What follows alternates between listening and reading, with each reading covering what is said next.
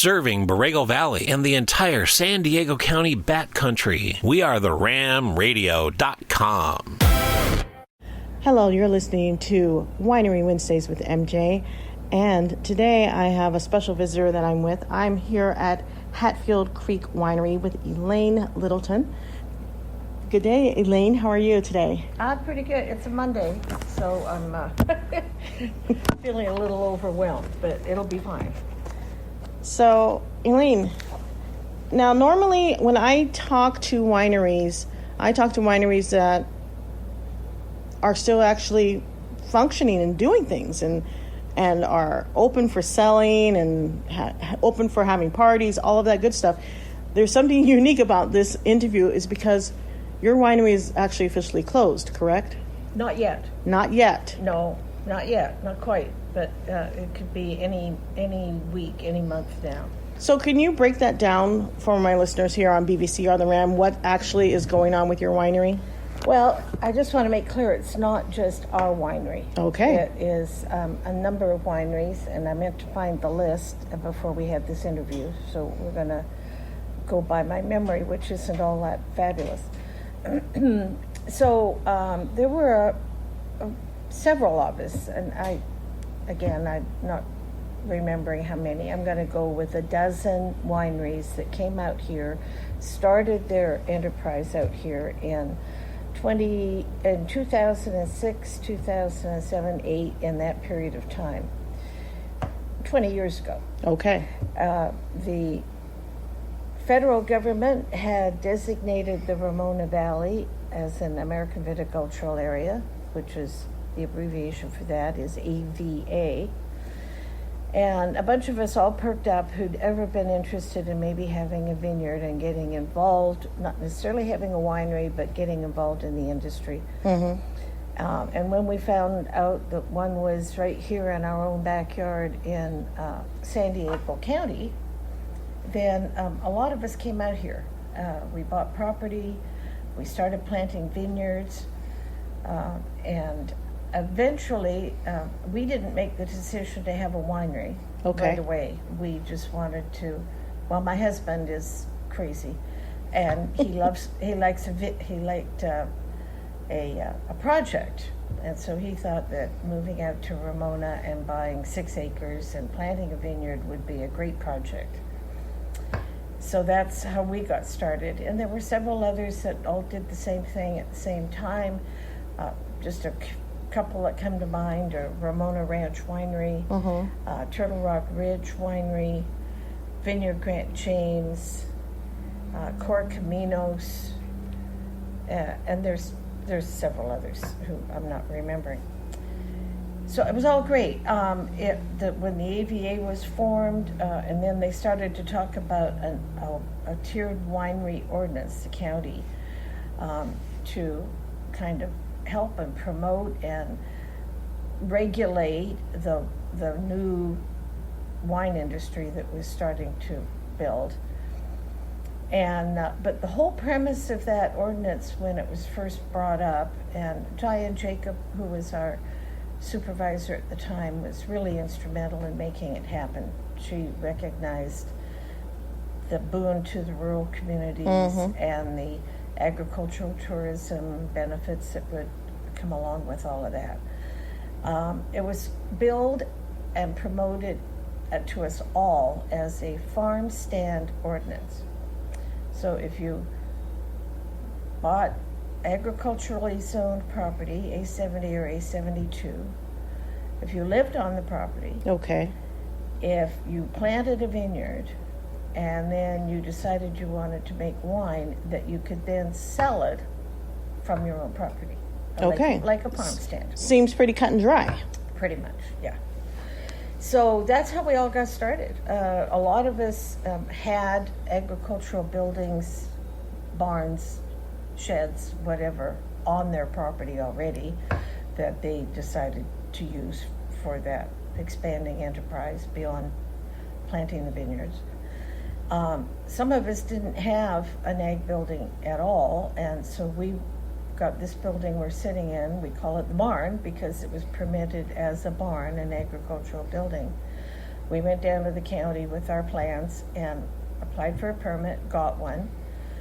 The county planning development staff knew that we had a vineyard.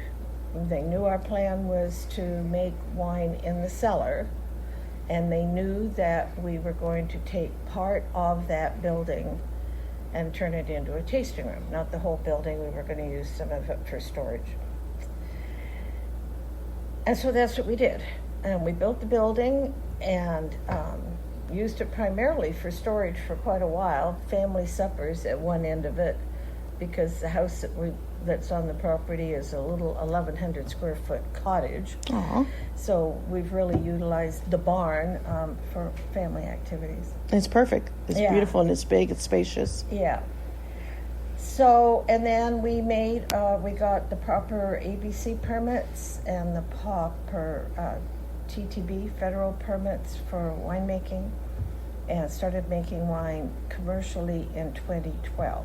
So in 2012, you started making wine commercially here at Hatfield Creek. Right. Yep. And so, and everything was going fine.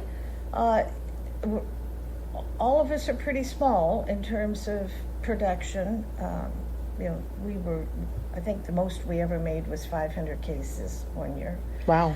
And a couple of them are expanding and making more and more, but they're still classified as very small wineries in the scheme Nothing of compared wine. to commercial type stuff. Well, not at that level. They are commercial, yes, they're commercial, but not at the level but of like not a like big. Napa or Lodi or Paso Robles or anything like that. Is that where the tiers come in? Is how much you produce? A little bit has to do with how much you produce. The major part of it is the restrictions on what you can do. Got it. So, anyway, we were all classified, and that was by right. The ordinance said you could do all of this, live, grow, make wine, sell wine, by right. So apparently none of us really understood what by right meant. None of us. I mean, I would feel pretty stupid that we're getting grief over our enterprise from planning development services and code enforcement. But I don't feel that bad since all of us didn't understand what by right was. So I think it was around 2016, after we'd been doing all of this since 2006, they changed the ordinance and said that your buildings had to be commercially permitted. Both your production area and your tasting area needed to be commercially permitted, not agriculturally permitted. Commercially Which permitted. they had all been. So you had already gotten approval to be agriculturally permitted. Mm-hmm. Yeah. And now the script was changing. Yes. And everything was still just going along pretty fine. Okay. And then another change was made, I think, in 2010, and I can't remember but all the way along in the ordinance, it severely restricted boutique wineries, which is what we all are. Severely restricted them in terms of what they can do.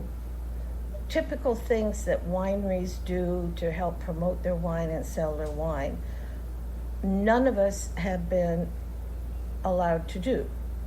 Having the big one lately is live music.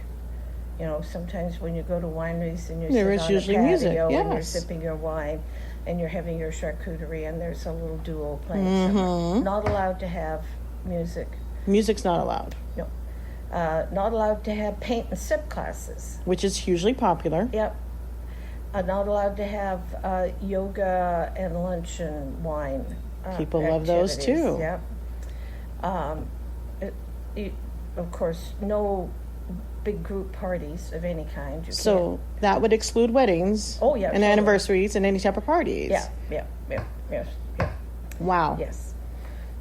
So that severely limits you to become profitable as well. Yes, it does. Yeah, So if you're just now tuning in, I'm here at Hatfield Creek Winery. I'm speaking with Elaine Lyttleton, and she's breaking down exactly what's been happening in the community here in Ramona, pretty much, right? Well, or it's is the it entire spreading? county. No, it's the entire It's county. all of San Diego County. All of San Diego County, the rural areas of San Diego County, not the city. Not the city ones, okay. Yeah.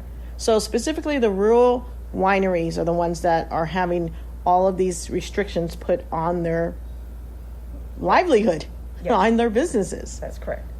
Yes, yes. Yep. So, and the county has had kind of an unspoken policy. Now, when I'm referring to the county, the whole county is not bad. The county is good. But Planning Development Services, who govern permits and building and economic development, really, are the ones that are causing all the problems. Interesting.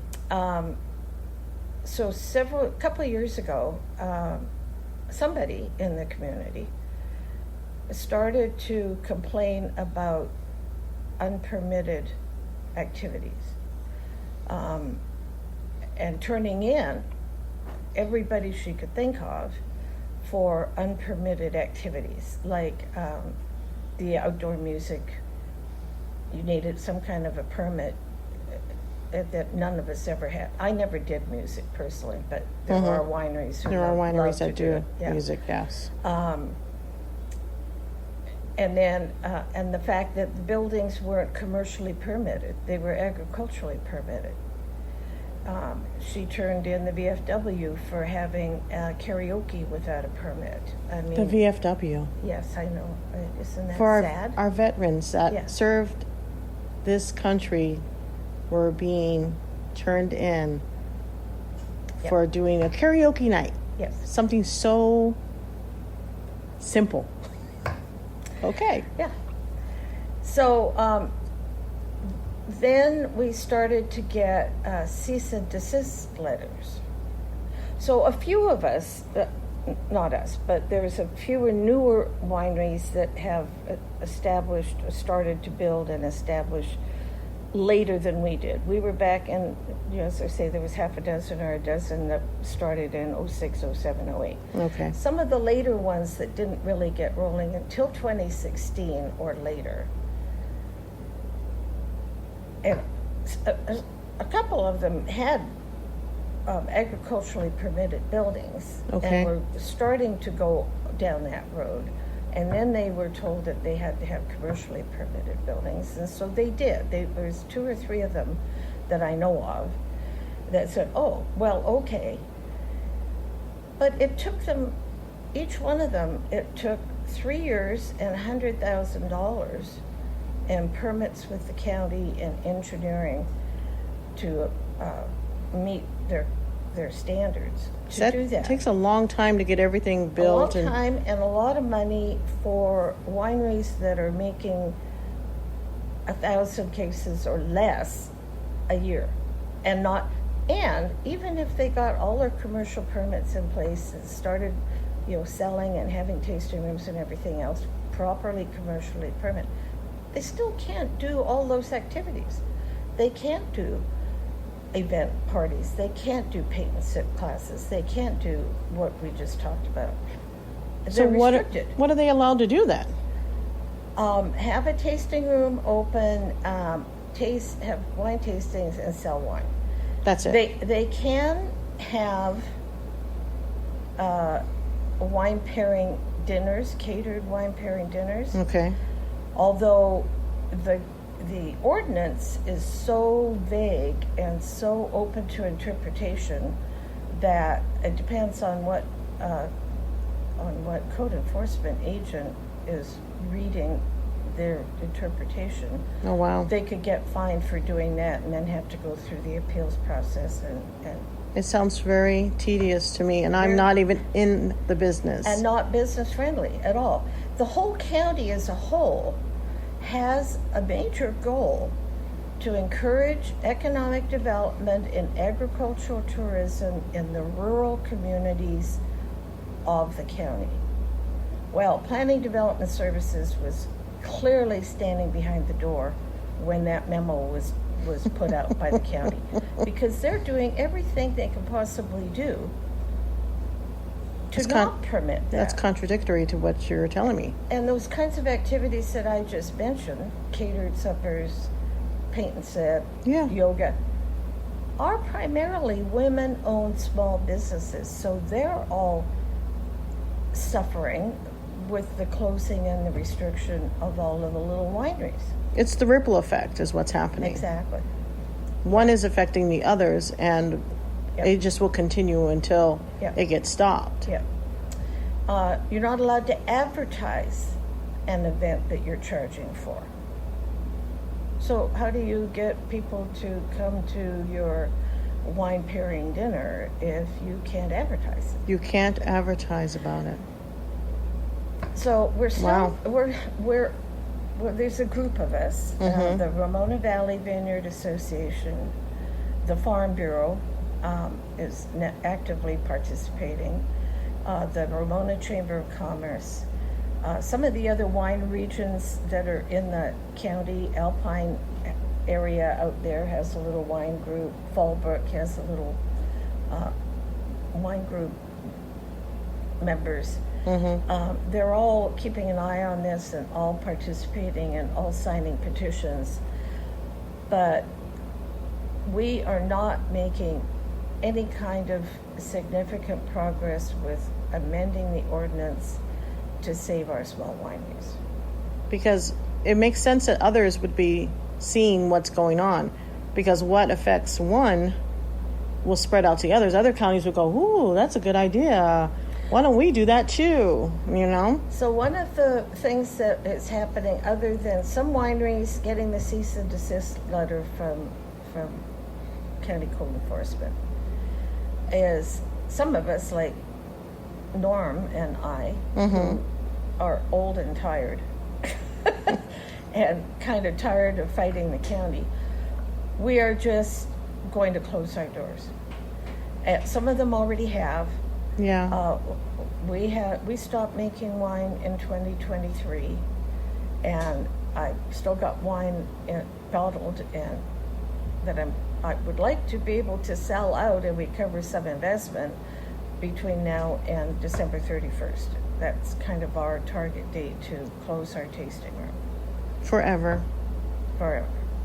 And that's heartbreaking. So if you're just now tuning in, this is Winery Wednesdays with MJ, and I'm here at Hatfield Creek Winery, Vineyard and Winery, and I'm speaking with Elaine Lyttleton, and she's just explaining the sad tale, the sad facts, the sad stories that's happening and affecting the rural wineries in the San Diego County area. She's breaking down a lot of information that I've only heard snippets of from other wineries. So you're giving me a lot more information and knowledge about what's happening to us. Yeah, the ones you've talked to are still trying to make it. Yes. Ramona Ranch Winery is a bigger one. They're younger. They've got a lot of passion and a little bit more financial backing behind them, but not a lot. None of us are Napa Valley billionaires trying to make $1 million in the wine industry. Right. And all of us that we came out in 2006, 07, and 08 all had day jobs. You know, they were planting their vineyards and building their facilities and doing, while still having day jobs. So we worked really, really, really hard. And of course, our main focus for the last 20 years or 15 years has been to let the people down the hill in San Diego know that, yes, Ramona and the entire county of San Diego does have a wine industry. You don't really have do. to go to Temecula and Riverside. You don't have to go further north. You can come here. And what everybody likes about our small wineries is that they are small. They're mom and pop operated. Yes, they are. You're going to talk to me. I'm here all the time on the weekend, almost all the time on the weekend. I do have a part-time staff that helps me. That's my office phone.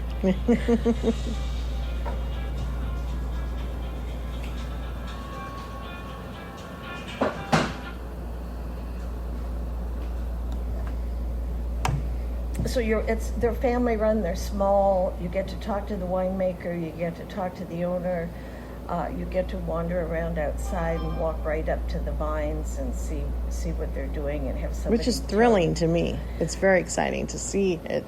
And each one has been so different. Yeah, and everybody says we don't want Ramona to turn into the next Temecula. Well, I've been telling people for a couple of years, I'm going to bet a whole dollar on this, that Ramona is going to turn into the next Temecula. What do you mean by that, Elaine? Well, because it's only the big guys, corporate, who've got investors and money, who are going to be able to meet all the demands that the county has. So the little ma-pa operations who started agricultural, doing our little thing, making everybody happy with our craft wines that were so delicious, winning awards all over the place. Yes. They closed because they can't afford the time, 3 years and $100,000, to meet the county's new requirements. So we have at least half a dozen have closed in the last 2 years. We've got another 4 that I know of who have stopped producing wine like we did in preparation for closing at some point because they're going to get the county cease and desist letter.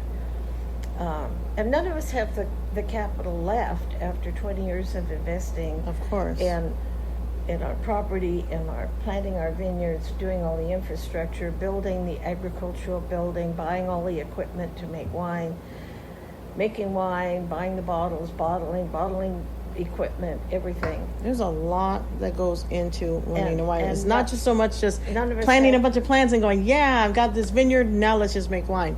There's so many steps that you have to go through to make sure everything's up to code. And yes, it takes tons of money. Yeah, so we're going to lose what we call the boutique wine ordinance, the boutique wineries that everybody has loved over the last 10 or 15, At almost least 20 years. Yes. Most of them will be gone. Now, there's still going to be a few, but they're not going to survive unless they invest that money, do all these changes that the county's requiring. And it's going to be bigger wineries that have got investors and a Temecula-esque kind of Right. Commercial operations. So, and it's sad. It's sad. Nobody wants that. I like the mom and pop ones. Yeah. Because of what you've described. Being able to see the actual owner. Yeah. To talk to the winemaker that's actually done it. Those moments are precious, and that's not something you get if you go to the bigger ones. They're highly unlikely that they're going to let you wander around in their fields and just see what they're all about. Right. Yeah. So anyway, we will be gone. I mean, we'll be here. We'll always be a farming wine grapes. So you're going to still take care of the vineyard. Well, once you have a vineyard, you always have a vineyard. Yeah. One of the concerns is that if you've been reading any news about wineries in the state of California entirely, the market's way down. Lodi, and I can't remember how many, I think it was a lot more than this, but I think I read that they have pulled out at least 400,000 grapevines out of Lodi because the market has dropped so severely they can't sell or produce. So they yanked out 400,000 grapevines in Lodi. That's heartbreaking because Zinfandel was always my favorite. And it takes a while for those plants to grow and those roots to build here? in there. So you're closing the little wineries that would buy the vineyards. They would have their own vineyard, but they'd also buy grapes from other local They would vineyards. help each other out, absolutely. And teamwork. Yeah.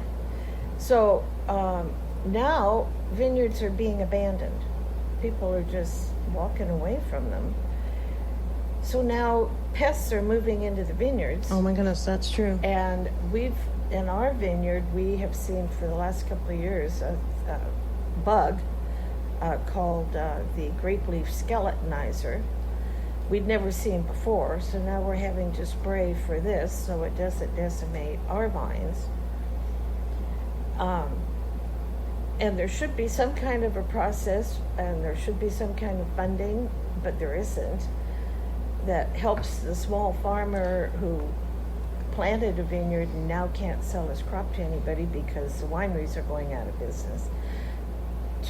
There should be grants available to help them pull out their vines or something. Wasn't there something set up years ago for farmers to help when farms were having, but that they weren't having legal issues, they were just having like production issues. Right, Yeah. Exactly. So that's a different thing. Yeah. But they didn't establish anything for backing the wineries. There's one thing after another that's making the industry suffer and it's more and more challenging. Now, since I knew in 2023 I'd made the decision that we were too old to carry on making wine, and I knew we were going to be facing running out of wine and closing probably the end of 2026. Okay. And I had kind of a strategy, do a couple more wine club shipments, do a couple more things with my that's wine allowed. club members. Who the heck knows? I know.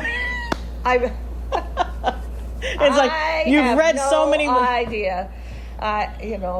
Most of us have been just trying to keep our head down and make ends meet and offer our product to enthusiastic wine tasters,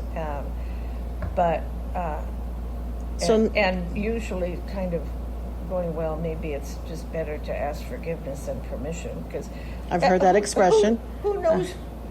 Who knows what takes a permit and what doesn't? I mean, apparently I have a friend of mine who gave me the definition of a permit the other day.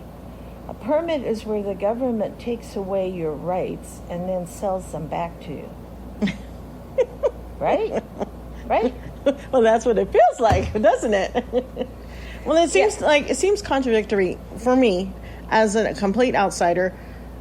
I always, as a child, you hear about the American dream, and you come and you, by the sweat of your brow, these families get together and they start farms or they start little general stores, and they're starting these businesses because they want to provide for their family, right? And the whole pursuit of happiness. Okay, well, life, liberty, and pursuit of happiness. You're supposed to be able to pursue the happiness, and if that happiness involves having a vineyard and sharing that love of what you've created. So Zinfandel is your favorite, That was one of my questions. But it seems like that's the opposite of the American dream. It's like getting the American dream, or if I think about it, like someone giving me, okay, I'm going to give you this prize, this beautiful gift.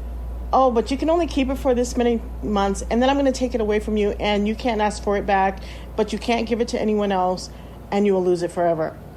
That's what it feels like to me. Like, okay, you're giving me this, you're saying I can do this, okay, I've got this, and then you're going to take it back from me?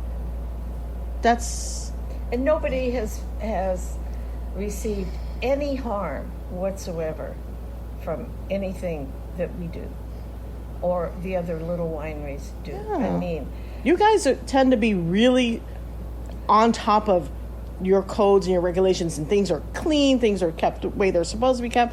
I've not seen one that makes me go, oh my goodness. Not one single winery in Winery Wednesdays has made me feel like, oh, this is not a place I'd invite someone to come to. And every single place has been like, how can I spend more time at these places? Because everyone has passion, everyone has heart, everyone is putting their love and their joy and their power into these places. And it just, this particular interview, you guys, is hurting, because that's the last thing I expected. I did not expect to find out that this winery is not going to be around for much longer. It's going to be here physically, but it's not going to be the same. You're not going to be able to go and enjoy the things that they had the offer a few years ago because of what's happening in the legal world for them. And if you're just now tuning in, this is Winery Wednesdays with MJ here on BVCR, the RAM, Borrego Valley Community Radio. And I'm speaking with Elaine Lyttleton here at Hatfield Creek Winery in Ramona County, or in Ramona, it's still San Diego County, but I always call us all little counties. And it's heartbreaking to hear that through no fault of their own, so many small mom and pop wineries are slowly closing their doors or abruptly closing their doors because they just can't stick with how the codes have changed, and all of a sudden the codes, the paperwork that you had, the permit that you had for everything before, the agricultural one, had everything fine. And now there's a whole nother set of rules and regulations that they have to go through, and more red tape and hoops that they have to jump through, which is incredibly expensive for small wineries to try to do that.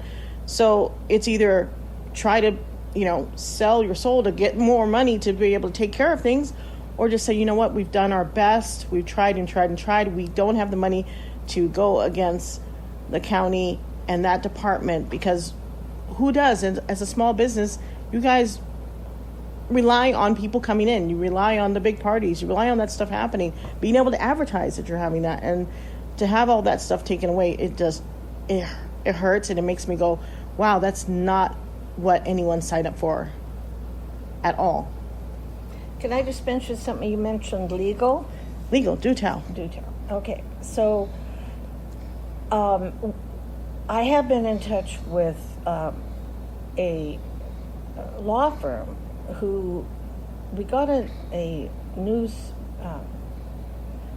newspaper article forwarded to us, all of us in the association, about a law firm in upstate Michigan that had sued their jurisdiction, their town, on behalf of 11 wineries in their valley for $50 million for restriction of free trade and restriction of advertising, constitutional violations, and they won the lawsuit. This little group of 11 wineries in upstate Michigan won the lawsuit, $50 million against their town. So about a week later, or a few days later, we got another news article sent to us about a group of wineries in Napa Valley who hired the same law firm, who are suing Napa County for ridiculous restrictions of free trade. And this is Napa. I mean, they're all about wine. Yeah, more than one of the wineries in Napa aren't even allowed to do wine tastings. I mean, that's how you're going to sell wine if you can't even do a wine tasting. People need to taste it to know that they want to buy the bottle. All right. So, I found this attorney firm, and I told them what was going on in San Diego County, and they contacted me, and we had a Teams meeting, me and another one of the RVBA board members. I'm not on the board of the Ramona Valley Vineyard Association. I'm just an agitator. But one of the other board members and I were on this meeting with this law firm for 2.5 hours. Wow. 3 attorneys and 2.5 hours with me and my friend, telling what's going on all around the country and how it's unconstitutional, what the jurisdiction, it's like we're in prohibition all over again. So this is nothing new. It's happened. If it's happened in Michigan, Napa Valley, that's probably not the only stories. There's probably more state by state. If you checked it out, there's probably so many more of these things. So what is the gain? Money for that department? Well, we think it's a money grab. I mean, I'm always thinking that it's always about the Benjamins. Yeah. So anyway, we've talked to them. We cannot afford to launch a lawsuit. None of us. I mean, I'm not just talking me, but the association, the other little wineries. I mean, your little we've wineries. already been sucked dry of all of our resources. But these guys are keeping in touch with us, and there may be a day when somebody who wants to do a winery here and who has the resources gets sick and tired of all of the restrictions that are unconstitutional. They went through our ordinance line by line, and they listed a whole lot of areas in our ordinance that they had won lawsuits against. in other jurisdictions. Okay. So if all of this is unconstitutional, this might seem like a goofy question to ask, but how is the county getting away with it? Nobody stood up and fought back and called them on it. Nobody's hired, at a very expensive cost, attorneys to challenge them. So if my listeners, if the Ram Radio listeners here on BVCR The Ram wanted to help the winery community in Ramona, what can they do? Help us raise $1 million to hire that attorney firm. No, I'm dead Really? serious. I mean, well, I'm kind of dead serious too. Does the organization have like a GoFundMe? Do they have something that people can donate money into? Has that been something that's been talked about? Well, we have. Well, okay. So when we talked to this attorney firm, my friend and I, they said that they would do a line-by-line review of our ordinances. So it's a 4-tiered winery ordinance, the agricultural tourism ordinance, and I think there's a third ordinance, and I can't remember which one it is. They would do a line-by-line review of it and note every area that they had won a lawsuit opposing. 12 pages. We got a 12-page memo from them citing all of these areas that the county is violating our constitutional rights, and citing the lawsuits that they had won on those exact same constitutionality areas. I think you would just need one to make people stand up and be like, oh, wow, we shouldn't be doing this. But they charged us $5,000 for that memo. Okay. I went out, we went to the board of the RVBA and said, we think we should get this attorney firm to do this memo, because it would at least give us some ammunition, some information to push back to the county. Even if they don't recognize their unconstitutionality, at least we could push and say, well, wait a minute, this doesn't sound fair. Whereas we were just kind of sitting there and listening to the county rules without fighting back before. So I said I would go out and raise $5,000, and I did. I actually raised $6,400, but and we got that 12-page memo from the attorney firm. So that's as far as we've gotten. We know we're in the right. We know we don't have the money to challenge the county. We know we're going to lose. We've already are in the process of losing about 10 of the small wineries.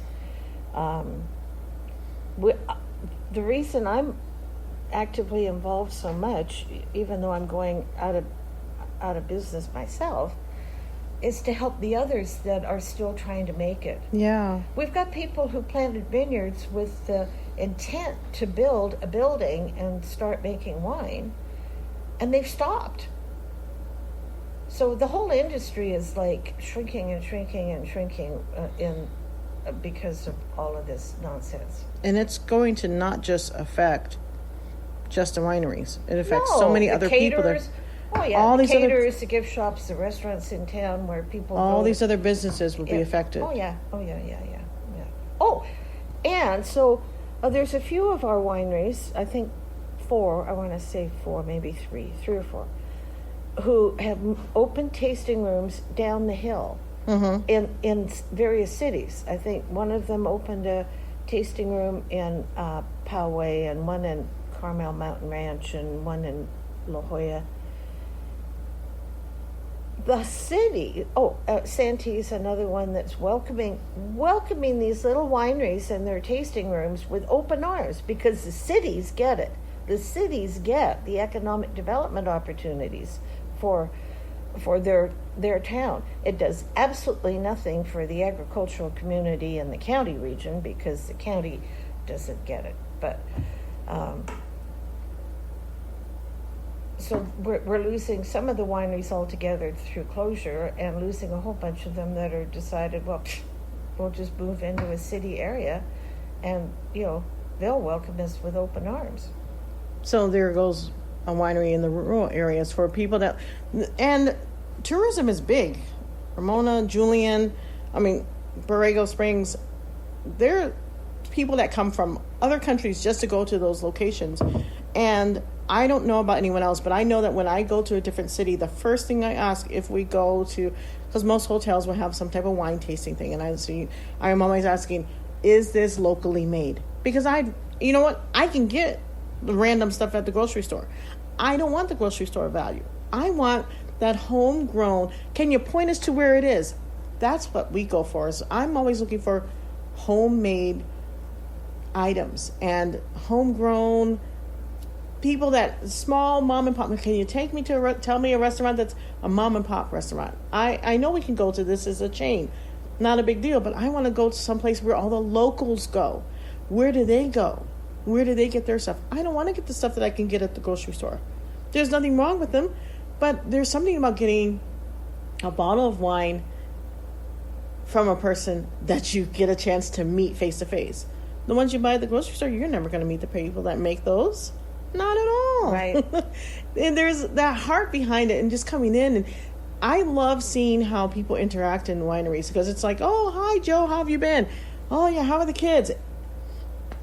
This person obviously comes here a lot because they know that he has kids, and they know about this and how the grandkids, and oh yeah, how's your wife's surgery? All these things from a small place, but you're not going to get that heart. You're not going to get that feel. You're not going to get that hearth from going to the local grocery store and getting a bottle of wine. Or taking a number at a big winery in a big wine region and standing in line and having somebody pour you a taste, but they don't really know what the wine is or what the wine's like and where it was grown, and you never get to meet the winemaker. My most fun has been someone taking me out and going, that bottle that I just gave you a little taste of, this is the vine. this is the mother vine, and there's the rest of them. And I'm just like, oh, like you said, you're not going to get a chance to interact with a person like that. And losing those mom and pop wineries in our community doesn't just hurt them. It ends up hurting so many other people, because you guys put into practice I found so many that work on dry irrigation, sustainable practices. There's so many things that people have done to be good for Mother Earth, We're huge and stewards of the land. And it just goes, okay, well, without them, what's going to happen? Where are we going to be redirected to? I mean, how are things going to change for the planet just by getting rid of these small places? Because you guys are helping. You're helping by just taking care of the earth that you have, your 6 acres. By taking good care of that, that's helping the world. But a bigger business, maybe not so much. They might try, but it's not going to be at the same level. It's not going to be the same level. I'm not saying they don't do anything good. I'm just saying that here you know what's going on. And like you said, we get to meet you. We get to talk to the people that grow it. We get to see the vineyard. There's nothing like it. It's so amazing to me each and every time. When I was here the other day, and I'm like, oh, look, I can see the little baby grapes. I can see the little baby bunches, which is so cool, going, those are going to turn into full-grown grapes, and those eventually would have become wine. So, yikes. I don't know what to say, because there's so many thoughts that are running through my head. Is there anything else you want to share with my listeners here on BVCR The Ram about what's going on, not just here in Ramona, but in San Diego County, to the small rural wineries? And if you guys have just now tuning in, I'm here at Hatfield Creek Winery with Elaine Lyttleton, and she's been telling us about how so many mom and pop wineries are slowly or quickly closing their doors due to a change in the county ordinances, which is affecting them being able to advertise, being able to have wine tastings, parties, weddings. We all know how many people want to get married at a winery because it's beautiful. Yeah, we've never been allowed to do weddings. Ever, not even in Never. the beginning. No, and I've had 4 weddings here, but they were all family members, and they were a nightmare. Personally, I would never have a wedding at my winery, even if it was allowed, because those people get crazy. It is a lot. And then it's like, But wait. the normal little things like group dinners with wine pairings and Birthday things. parties. Yeah. I mean, people like to have birthday parties Yeah. at wineries. Yeah. I've Or gone girl- to several where they're like, Young women I want to have a who party will for it. reserve a table for 10 because they're having a bachelorette event. Ah, before. yes. So little things like that, which is a method to sell your wine. Just because you build it doesn't mean people will come. You have to be able to promote and advertise. And it's not a Field of Dreams thing. That's Field of Yeah, Dreams. that's reference. right. That's right there. Yes, it is. Field of Dreams One of my reference. favorite movies. Yeah. If you build it, he will come. So you've built it. People were coming. Yeah. And now I'm sitting in a room that probably were you open on Mondays? No. We're only open Friday, Saturday, and Sunday. Well, that's the other thing, too, was we're all so small, and most of us don't have employees or just have a few employees. And so we've only ever been open Friday, Saturday, and Sunday. And we're only open from 1 until 5. Oh, afternoons. So if you take the number of hours we are open as a commercial winery and tasting room, Okay. and the number of hours that this is our private residence because we live here, Right. it's only a business 7% of the time. 7%. 7% Wow. of the time That's not it's huge. a business. All the rest of it, we're using our courtyard, we're using this building that you're sitting in, we're having family and friends. That's 97% of the time. Wow. And yet you have to have all of these enormous restrictions and permits and for being open to the public for 7% of the year. Yeah, that's not a lot. That's not a lot of time that you're open compared to all the work that you have to do. And all the rest of the time that it's not open to the public, You're it's just just- our private space. It's just here. But so that's one of the reasons we're not going to commercially permit this building. It's a huge building. We're closing down. We don't have 100,000 in 3 years, and this is a space we like to use privately. Yeah. For Christmas, we get 24 family members in here for Christmas dinner. I'm not going to commercially permit this building. No, it's a beautiful building.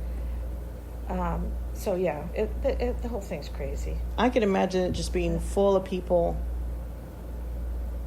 having parties, having meetings, just hanging out, enjoying the wine. Yeah, not hurting anybody. Not doing hurting anything. anyone. Yeah. I mean, that's probably the thing that bugs me the most as a civilian, because I have no power with the county or anything like that. As a civilian, from the outside looking in, it just makes me go, but that doesn't make sense. I mean, I can see my students saying, that's not fair. And it really is not fair, because why not go for places that are causing trouble? I just... Oh, yeah. My mind is baffled by this whole scenario. And I'm really hoping, my hope would be that there would be a resolution to the benefit of the wineries. I know that's probably not realistic. I know I'm probably in Monica land, one but of the no-brainers would be, have you ever heard of grandfathering? yes. So all these older wineries that have been around for 20 years, instead of shutting them down because there's new rules, leave them alone because they're grandfathered. They started under the old rules. But there's no mention of that at all, that grandfathering. Or the other term for that is non-conforming use. No, I like the grandfather, Yeah. because I've heard that before when people Yeah. are grandfathered into different things. Yeah. And that really does make sense, because then it's like, well, we were already here, we were already doing this.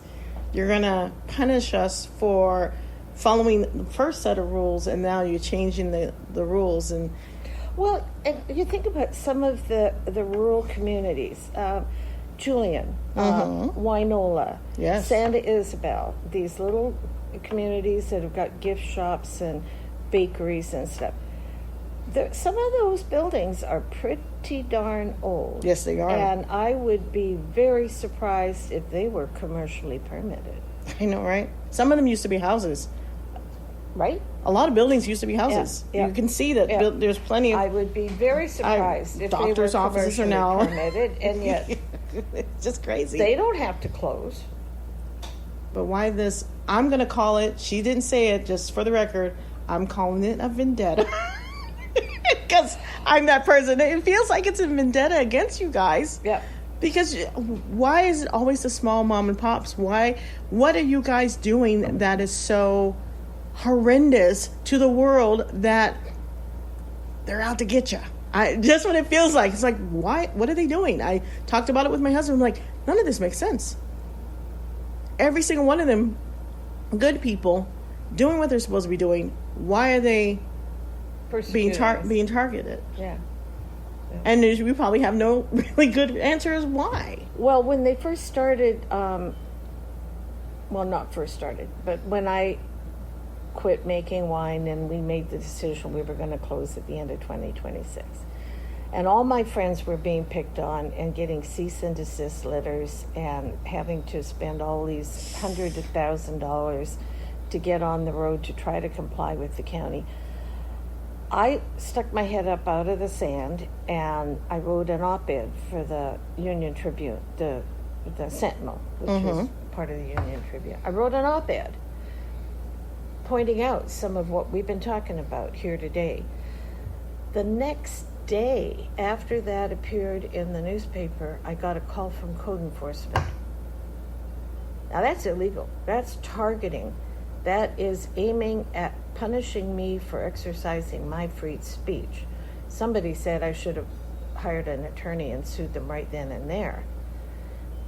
I didn't have the money to sue anybody right then and there. Yeah. The next day after my op-ed complaining about the county and all these restrictions and the closing of the wineries and stuff, I got turned into the county for code enforcement violations. Are they just drawing things out of a hat? I mean, let's see. What are you going to choose that she's done this time? Yeah, well, Because I'm operating out of an agricultural building instead of a commercially permitted building, and my little bathroom building, which is a 10 by 12 tough shed, is illegal because it's not commercially permitted either. Now, we rented an ADA porta potty from Diamond for 5 years at $330 a month. That was fine. We can have a stinking little porta potty, and it's just fine stinky. with the county. It's a porta potties. But you put a toilet and a sink in a tough shed, and all of a sudden, apparently, you needed to get it permitted and commercially approved. it's still, Well, who knew?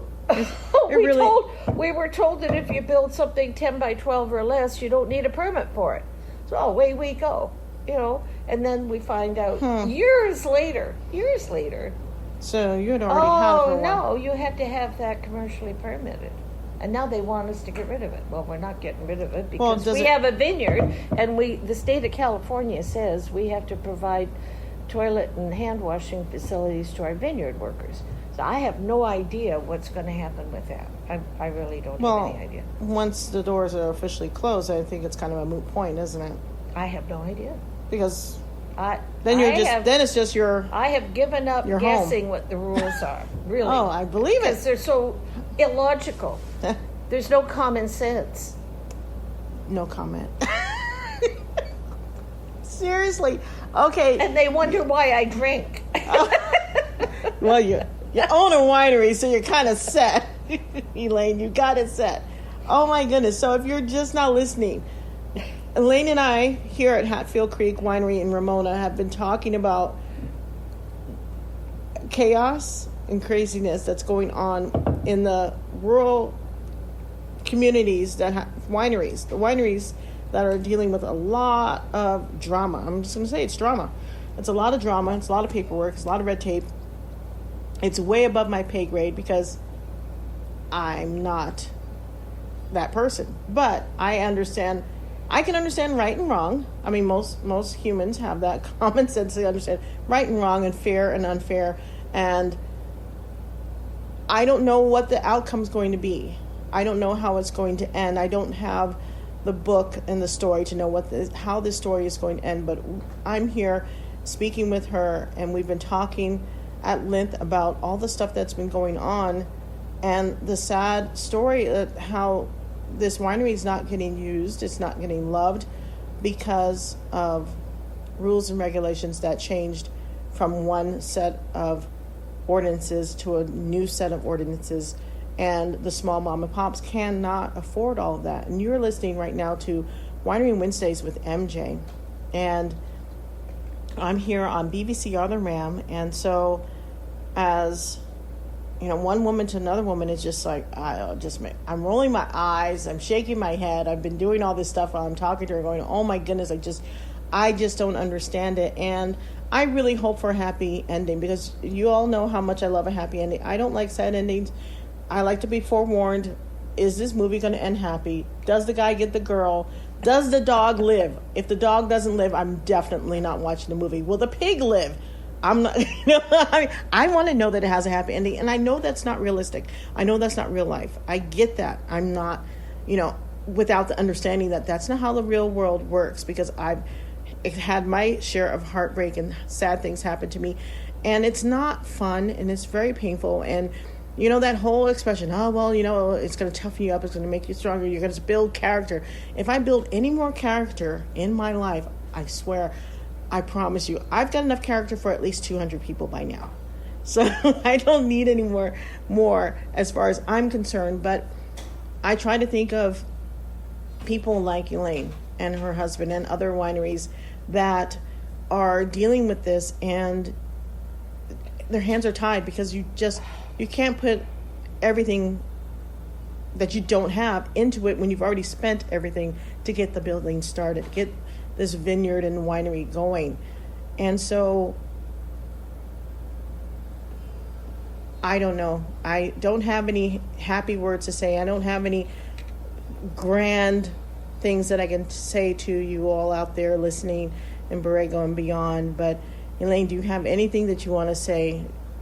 Any closing remarks that you want to say for my listeners about things that they might be able to do? We've talked about if you come up with anything, and if they, for whatever reason, let's say that the group decides that they're going to start like a GoFundMe or things like that, you can always let me know, because I would be more than happy to share that, because I know there's other mom and pops.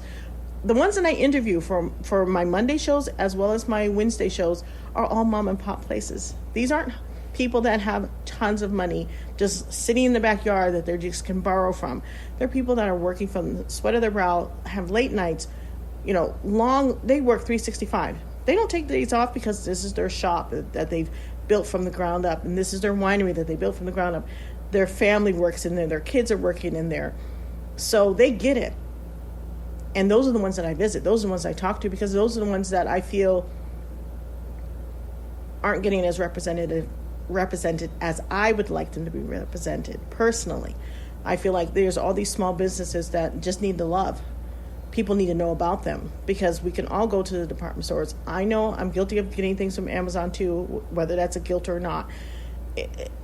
Sometimes it's just easier, but if I have the opportunity, I'd rather buy it from a small business, because I know where my money's going. As a small businesswoman myself, I get it. When someone buys something from me, I do happy dance. I totally do a happy dance, because that means that they saw what I saw in the thing that I made, and they appreciate it. And it's the same with these wineries. So those of you that are listening out there, if you want to figure out a way, is there someone in the county that they can talk to?